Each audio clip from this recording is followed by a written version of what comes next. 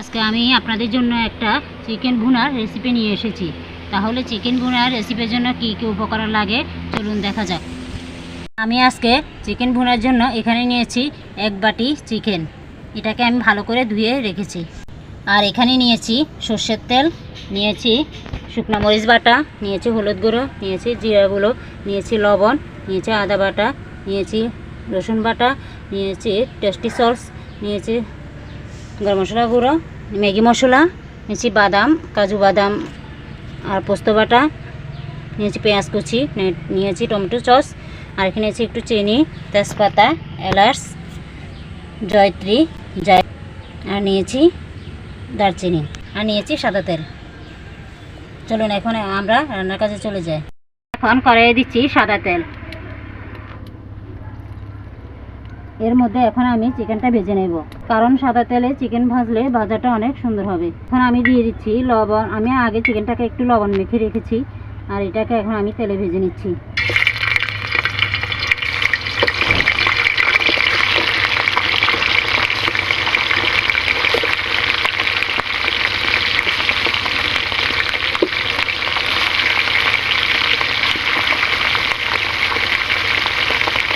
আমি একটু ভেজে তারপর চিকেনটাকে রান্না করব।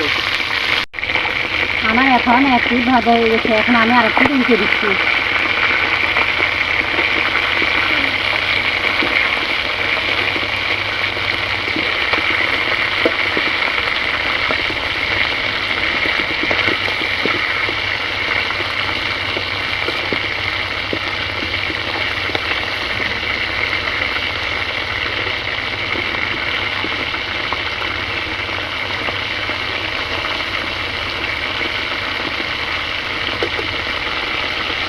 একটু ভাজা হলে আমি এটাকে নামিয়ে নেব।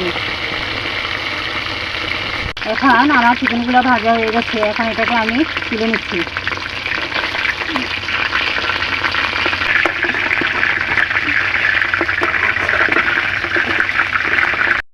সব চিকেন ভেজে উঠে নিয়েছি, আর এখন আমি কড়াইয়ে দিয়েছি কিছু জিরা, দারচিনি, আর দিয়ে দিচ্ছি গোটা এলাচ,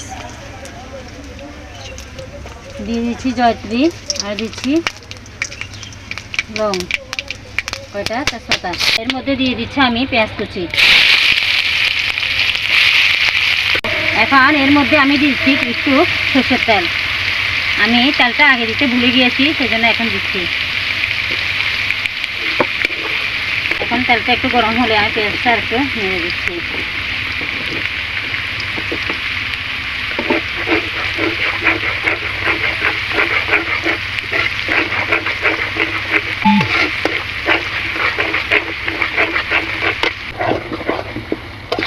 এখন আমি পেঁয়াজটা একটু ভেজে নিচ্ছি। এরপর আমি দিয়ে দেব, এখন আমি এখানে দিয়ে দিচ্ছি আদা 1 টেবিল চামচ, দিয়ে দিচ্ছি রসুন 1 টেবিল চামচ,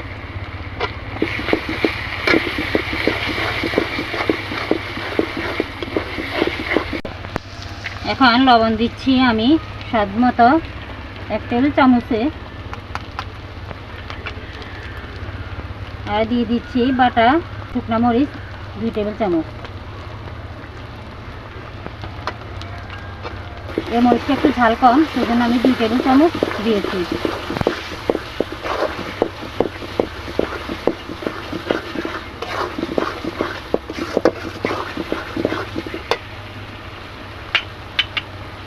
আর এখানে দিচ্ছি হলুদ গুঁড়ো 1 টেবিল চামচ, জিরা দিচ্ছি 1 টেবিল চামচ,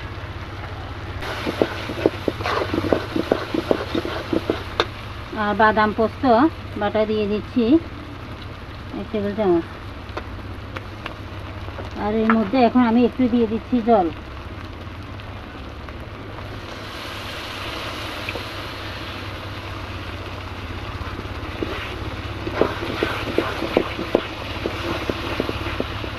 এর মধ্যে এখন আমি দিয়ে দিচ্ছি টমেটো সস। এখানে 1 টেবিল চামচ টমেটো সস আছে, আর দিয়ে দিচ্ছি একটু চিনি। হালকা করে আমি একটু চিনি দিচ্ছি। আপনারা চাইলে নাও দিতে পারেন। এখন এখানে আমি দিচ্ছি 6টা কাঁচা লঙ্কা।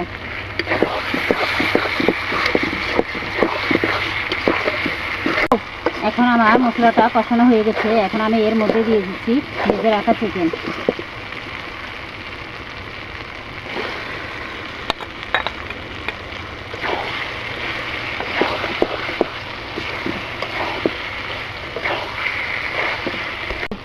এখন এটাকে আমি ভালোভাবে কষিয়ে নিচ্ছি।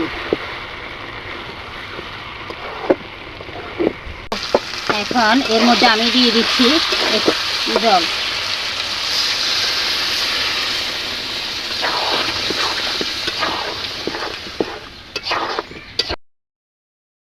আমার মাংসটা এখন কষানো হয়ে গেছে। এখন এর মধ্যে আমি দিয়ে দিচ্ছি ম্যাগি মশলা।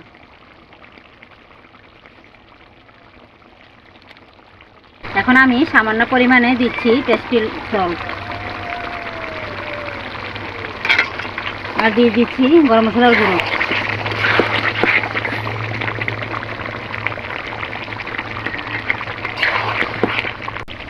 এখন আমার চিকেনটা হয়ে গেছে। এখন এটাকে আমি তুলে নিচ্ছি।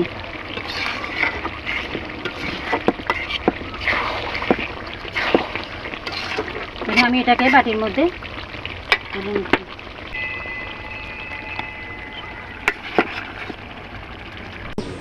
আমার রান্নাটা যদি আপনাদের ভালো লাগে তাহলে লাইক, কমেন্ট, শেয়ার এবং সাবস্ক্রাইব করতে ভুলবেন না।